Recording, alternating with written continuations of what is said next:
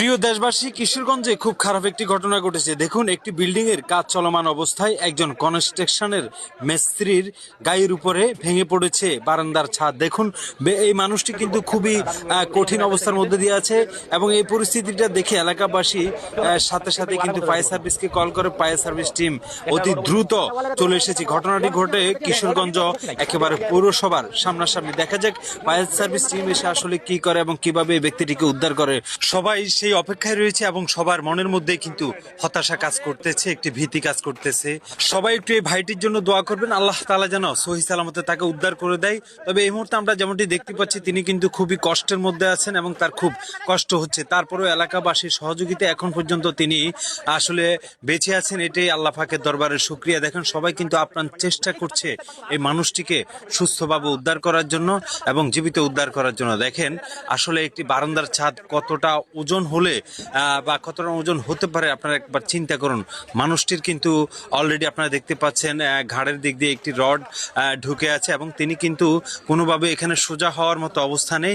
ইতিমধ্যে আপনারা দেখতে পাচ্ছেন ফায়ার সার্ভিস টিমের কিন্তু দুজন ব্যক্তি ছাদের উপরে উঠে গেছে এবং তারা এই ছাদটিকে উপর থেকে সরানোর চেষ্টা করছে এবং আশপাশে আমি যদি আসলে দেখাই আপনাদেরকে, কয়েক হাজার মানুষ কিন্তু এখানে জড়ো হয়ে আছে আশপাশে।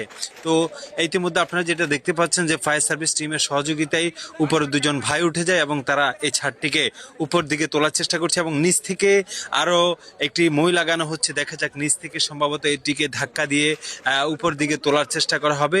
দেখতে পাচ্ছেন আপনারা এই মুহূর্তে যেটি আমরা দেখছি যে এই ছাদটিকে অলরেডি কয়েকটি বাঁশ দিয়ে আটকে রাখা হয়েছে যেন আর নিচের দিকে না নামে আর এই ব্যক্তিটির যেন কষ্ট না হয়, সেই দিকটা ফায়ার সার্ভিস টিম ভালোভাবে খেয়াল করছে। তবে এখানে সব থেকে ভালো লাগার বিষয় সেটি হচ্ছে ফায়ার সার্ভিস টিম কিন্তু খুবই দ্রুত রেসপন্স করেছে। তাদেরকে খবর দেওয়ার সাথে সাথেই যেন তারা সুপারম্যানের মতো উড়ে চলে এসেছে। মূলত ঘটনাটি পৌরসভার মধ্যে ঘটার কারণে ফায়ার সার্ভিস খুব নিকটবর্তী ছিল এবং তারা কিন্তু একটু বিলম্ব না করে সাথে সাথে ঘটনাস্থলে হাজির হয়ে যায়।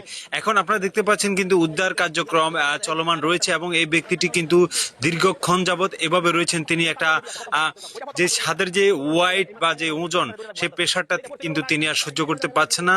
তবে আশা করতেছি খুব দ্রুত ইনশাল্লাহ এই ব্যক্তিটিকে উদ্ধার করা সম্ভব হবে। আপনারা সবাই এই ব্যক্তিটির জন্য দোয়া করবেন। আসলে মানুষের জন্য জীবনের জন্য তিনি একজন রাজমিস্ত্রি অর্থাৎ কনস্ট্রাকশন মিস্ত্রি। তিনি কিন্তু এই বিল্ডিংটির কাজ করছিলেন। হঠাৎ করেই আসলে এমন একটি ঘটনা ঘটে, অনাকাঙ্ক্ষিত ঘটনা বলা চলে, যার জন্য এই ব্যক্তিটি কিন্তু এমন একটি বিপদে পড়েছে। তবে এলাকাবাসীর কথা যদি বলি, তারা কিন্তু খুবই হেল্পফুল, খুবই সহযোগিতা করছে। ফায়ার সার্ভিস টিম আসার